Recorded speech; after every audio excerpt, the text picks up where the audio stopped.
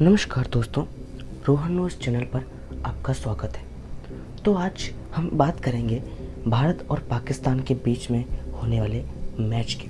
तो क्या आपको लगता है कि भारत को ये मैच पाकिस्तान के साथ खेलना चाहिए? क्योंकि पाकिस्तान ने भारत की इंटीग्रिटी को कई बार एफर्ट किया है। फिलहाल रिसेंटली पाकिस्तान ने स्टेट स्पॉन्सर्ड टेररिज्म कश्मीर में सपोर्ट किया। भारत के कश्मीर में जो माइग्रेंट्स हैं उन पर अटैक किया। कई माइग्रेंट्स की जान चली गई। पाकिस्तान हमेशा भारत के अगेंस्ट टेररिज्म सपोर्ट करता रहा है। और क्या ऐसे सर्कमस्टेंसेस में भारत को पाकिस्तान के खिलाफ दुबई में ये जो वर्ल्ड कप मैच होने वाला है वो खेलना चाहिए? तो इसके ऊपर हम एक बहुत डिटेल डिस्कशन करेंगे कि आखिर अगर खेलना चाहिए तो क्यों खेलना चाहिए, और अगर क्या खेलना भी चाहिए या नहीं। इंटरनेशनल स्पोर्ट का जो कॉन्सेप्ट है वो मॉडर्न वर्ल्ड में बहुत तरीक़ों से डिफाइन किया जाता है, कल्चरल, सोशल और पॉलिटिकल वे में। तो इंटरनेशनल स्पोर्ट जो खेला जाता है उसके थ्रू विविध कंट्रीज़, हमारे वेरियस कंट्रीज़ आपस में एक यूनिटी का इंटरेक्शन का प्लेटफॉर्म होती है, जिसके थ्रू कंट्रीज एक दूसरे के बीच साथ खेलते हैं। ये जो इंटरनेशनल स्पोर्ट है ये एक नेचुरल प्लेटफॉर्म की तरह ऐड करता है, जहाँ पे कंट्रीज खुद के बीच का डिफरेंसेस भूल जाती हैं और एक दूसरे के साथ मैच खेलते हैं। लेकिन यहाँ पे हम बताते हैं कि इंटरनेशनल स्पोर्ट के कुछ ड्रॉबैक्स भी हैं। इसको हम अच्छे तरीके से भी देख सकते हैं और इसके कई ड्रॉबैक्स भी हम देख सकते हैं। For example, ping pong diplomacy जो कि चाइना और यूएस के बीच में हुआ था, ये एक इंटरनेशनल पॉलिटिकल कॉन्फ्लिक्ट का एग्जाम्पल है।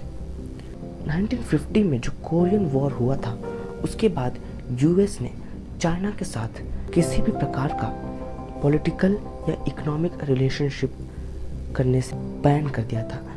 चाइना के साथ 1950 के बाद उसने जो इकोनॉमिक और पॉलिटिकल रिलेशन है वो स्टॉप कर दिया, जिसके बाद से 1971 के टेबल टेनिस चैंपियनशिप तक जो कि जापान में हुआ था, वहाँ तक यूएस ने इस बैन को एक्सटेंड करके रखा था। तो ये एक एग्जाम्पल था इंटरनेशनल कॉन्फ्लिक्ट का, जहाँ पे यूएस और चाइना के बीच में एक कॉन्फ्लिक्ट दिखता है जिसका असर इंटरनेशनल स्पोर्ट पर भी आता है। तो यहाँ पे डिफरेंसेस और एक्सपांड हो जाती हैं। चाइना में टेबल टेनिस को पिंग पोंग कहा जाता है और इसीलिए इस डिप्लोमेसी को पिंग पोंग डिप्लोमेसी कहा जाता है। इंटरनेशनल स्पोर्ट एक नेचुरल ओकेशन की तरह रहा है जो कि नेशंस के बीच में इंटरेक्शन इंक्रीज करता है और उनके अंदर एक यूनिटी का भाव जगाने की कोशिश करता है, ताकि सब साथ में खेलें और साथ में आगे बढ़ें, कोई डिफरेंसेस नहीं हो। बट इस प्रकार के इवेंट्स भी हैं जहाँ पे बायलैटरल कॉन्फ्लिक्ट ने कंट्रीज़ के बीच में जो बायलैटरल डिफरेंसेस हैं, बायलैटरल कॉन्फ्लिक्ट है, उसने इंटरनेशनल स्पोर्ट को अफेक्ट किया हो। ऐसा कई बार देखा गया है कि कंट्रीज़ जो स्पोर्ट्स हैं उसको एक प्लेटफॉर्म की तरह यूज़ करती हैं ताकि वो अपने इंटरनेशनल लेवल पर अपने प्रोटेस्ट को और अपने अपोजिशन को दर्शा सकें, उसको शो कर सकें। तो कंट्रीज़ ने इस तरीके से भी इंटरनेशनल स्पोर्ट के प्लेटफॉर्म को यूज़ किया है। फॉर एग्जांपल, हमने ऑस्ट्रेलियन ओलंपिक्स 1956 में ऐसे कई एग्जांपल देखे थे जहाँ पे कंट्रीज़ अपने बायलैटरल डिस्प्यूट्स को एक प्लेटफॉर्म के बायलैटरल डिस्प्यूट्स को इंटरनेशनल स्पोर्ट्स के प्लेटफॉर्म के थ्रू एक्सप्रेस करती हैं। तो 1956 के इस ऑस्ट्रेलियन ओलंपिक्स में हुआ क्या था आखिर? यहाँ पर फॉर एग्जांपल सबसे पहला जो एग्जांपल रहता है बायलैटरल डिस्प्यूट का, वो हुआ ये था कि सोवियत यूनियन ने हंगरी के ऊपर इन्वेजन कर दिया था, जिसकी वजह से नीदरलैंड, स्पेन और स्विट्ज़रलैंड ने ओलंपिक्स को बॉयकॉट कर दिया।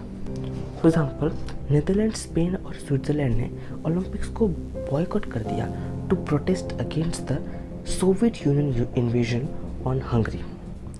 तो सोवियत यूनियन ने हंगरी पर इन्वेजन किया था, तो इसके अगेंस्ट में नीदरलैंड, स्पेन और स्विट्ज़रलैंड ने बॉयकॉट कर दिया ओलंपिक्स को। इसका एक और एग्जांपल है, इजिप्ट, इराक और लेबानन ने ओलंपिक्स को बॉयकॉट कर दिया to protest against the capture of Suez canal by British, Israel and France. तो ब्रिटिश, इजराइल और फ्रांस ने सुएज कैनल को कैप्चर कर दिया। अब इसके अगेंस्ट में, इसको अपोज करने के लिए इजिप्ट, इराक और लेबानन ने ओलंपिक्स को बॉयकॉट कर दिया। इसके थ्रू ये क्या शो करते हैं, अपना एक बोलते ना इमोशन शो करते हैं, वो अपना गुस्सा दर्शाते हैं। इस तरीके से उसको बॉयकॉट करके, ओलंपिक में ना पार्टिसिपेट करके, वो इस तरीके से आप बोलते हैं ना प्रोटेस्ट करते हैं, अपोज करते हैं उसको। इसका एक और एग्जांपल है जो 1980 में जो विंटर गेम्स हुआ था ओलंपिक्स का, उसमें चाइना ने क्या किया था, ताइवान पार्टिसिपेशन 1980 के ओलंपिक्स के विंटर गेम्स में पार्टिसिपेट करने से चाइना ने बॉयकॉट कर दिया था, मना कर दिया था। किसके अगेंस्ट में, ताइवान के पार्टिसिपेशन में। यानी चाइना नहीं चाहता था कि इस ओलंपिक्स के विंटर गेम्स में ताइवान पार्टिसिपेट करे। इसी के अगेंस्ट में चाइना ने इस ओलंपिक्स के विंटर गेम्स को बॉयकॉट कर दिया। अब आपको यहाँ पे सवाल आ रहा होगा कि चाइना को ताइवान से प्रॉब्लम क्या रहा होगा। आपने सुना होगा कि ताइवान एक टाइप ऑफ कंट्री है जो कि चाइना के नज़दीकी है, और चाइना क्या क्लेम करता है कि ताइवान चाइना का पार्ट है, बट ताइवान बोलता है कि चाइना हमारा देश का हिस्सा नहीं है, हम एक अलग देश है। लेकिन चाइना ने एक इलीगल कंट्रोल ताइवान के ऊपर बना रखा है। तो इसी तरीके से इन दोनों देशों के बीच में एक डिस्प्यूट है, बायलैटरल कॉन्फ्लिक्ट है। एक तरीके से ताइवान आज़ादी चाहता है चाइना से, एक तरह से कि उसकी गुलामी चल रही है चाइना की। तो इन दोनों के देशों के बीच में एक बायलैटरल कॉन्फ्लिक्ट है, और उसी वजह से उसी का एक असर यहाँ पे देखने मिलता है ओलंपिक्स में। और चाइना इसलिए ताइवान के ऊपर एक इलीगल कंट्रोल बनाए रखी है, और इसलिए उसने उसको बॉयकॉट किया था 1980 में। और यहाँ पे एक और बात है कि न्यूजीलैंड के अगेंस्ट में, न्यूजीलैंड और अफ्रीकन कंट्रीज़ के बीच में 1976 में कॉन्फ्लिक्ट हुआ था। तो जहाँ पे अफ्रीकन कंट्रीज चाहती थी कि न्यूजीलैंड को 1976 के ओलंपिक्स में पार्टिसिपेट ना करने दिया जाए। उनको न्यूजीलैंड चाहती थी कि अफ्रीकन कंट्रीज चाहते थे कि न्यूजीलैंड को ओलंपिक से बॉयकॉट कर दिया जाए, लेकिन ओलंपिक्स ने उनकी इस मांग को नहीं पूरा किया, जिसके रिस्पॉन्स में 28 अफ्रीकन कंट्रीज़ ने ओलंपिक्स को बॉयकॉट कर दिया। तो यहाँ पे आप देख सकते हैं कि कितने सारे एग्जांपल्स हैं इंटरनेशनल स्पोर्ट्स में जो बायलैटरल कॉन्फ्लिक्ट है, वो कैसे इंटरनेशनल स्पोर्ट को एक प्लेटफॉर्म की तरह यूज़ करते हैं ताकि प्रोटेस्ट कर सकें, अपोजिशन कर सकें आपस में। एक डिफरेंस क्रिएट करता है ये चीज़। एक और एग्जांपल है, लेटेस्ट एग्जांपल है, टोक्यो ओलंपिक्स में हुआ था रिसेंटली। एक अल्जीरियन जूडो कॉम्पिटिटर ने इजरायली जूडो कॉम्पिटिटर के अगेंस्ट पार्टिसिपेट करने से मना कर दिया और टोक्यो ओलंपिक्स क्विट कर दिया, ताकि वो इजराइल को अपोज कर सकें, उसको प्रोटेस्ट कर सकें। तो ऐसा कंट्रीज करती क्यों है? आखिर इससे उनको मिलता क्या है? आखिर क्या है वो कारण है जिससे एक कंट्री दूसरे कंट्री को अपोज करती है या खुद को हटा देती है उस गेम से, अगर वो वाली कंट्री, उनकी अपोजिशन कंट्री उस चीज़ में पार्टिसिपेट करते हैं? इसका उनका सबसे कुछ कंट्रीज़ ऐसा कहती हैं कि अगर वो कंट्रीज़, वो अगेंस्ट वाली कंट्री उस स्पोर्ट में उनके साथ पार्टिसिपेट करे तो इससे उस कंट्री का नेशनल रिस्पेक्ट हार्म होता है, उनका हार्मनी हार्म होता है, और इसी कारण वो कंट्रीज पार्टिसिपेट नहीं करती। और इसके अदर हैंड में कुछ कंट्रीज बोलती हैं कि गेम्स को ग्लोबल पॉलिटिक्स से दूर ही रखा जाना चाहिए, और इसलिए वो गेम्स के थ्रू इंटरेक्ट नहीं करना चाहते। तो ये बात है कि बायलैटरल कॉन्फ्लिक्ट हो के कारण एक कंट्री दूसरे कंट्री को बॉयकॉट करना चाहती है, या एक कंट्री दूसरे कंट्रीज़ की प्रेजेंस नहीं चाहती है, और अगर उसकी प्रेजेंस है तो वो उस पर्टिकुलर स्पोर्ट्स इवेंट को बॉयकॉट कर देते हैं, उसमें पार्टिसिपेट ही नहीं करते। लेकिन भारत पाकिस्तान में जो कॉन्फ्लिक्ट है, बायलैटरल कॉन्फ्लिक्ट है, वो एक अलग मैटर है। ये एक अलग मैटर है। यहाँ पे आप देखेंगे सहनशीलता, भारत की सहनशीलता देखेंगे, क्योंकि पाकिस्तान ने हमेशा से भारत की सोवरेनिटी और यूनिटी को हार्म करने का चाहा है। पाकिस्तान हमेशा से भारत के ऊपर टेररिज्म का अटैक करता रहा है और हम ये जानते हैं कि 1947 के पार्टीशन के बाद पाकिस्तान ने हमेशा भारत को डिस्टेबलाइज करना चाहा है। कई अटैक्स किया है पाकिस्तान ने, टेररिस्ट अटैक्स भारत के ऊपर, लेकिन इसके बावजूद भारत ने कभी भी इस बायलैटरल कॉन्फ्लिक्ट को नेचुरल डोमेन ऑफ स्पोर्ट्स में एंटर नहीं करने दिया है। तो ये एक सहनशीलता है भारत की। और एक बात, इंडिया ने पाकिस्तान के साथ स्पोर्ट्स रिलेशन इन कॉन्फ्लिक्ट के बावजूद शेयर किया था। इंडिया ने पाकिस्तान के साथ 1990 से 2008 के बीच तक स्पोर्ट्स रिलेशन एस्टैब्लिश करके रखा था। इवन आफ्टर पाकिस्तान ने कश्मीर की सोवरेनिटी और इंटीग्रिटी को चैलेंज किया था, इसके बावजूद भारत ने पाकिस्तान के साथ जो रिलेशनशिप है, स्पोर्ट्स रिलेशनशिप, वो मेंटेन रखा था 1990 से 2008 के बीच में। तो यहाँ भी हम देख सकते हैं कि भारत कितनी ज़्यादा सहनशीलता दिखाता है। तो भारत ने कभी भी इस बायलैटरल कॉन्फ्लिक्ट को नेचुरल डोमेन ऑफ स्पोर्ट में, इंटरनेशनल स्पोर्ट में कभी एंटर करने नहीं दिया।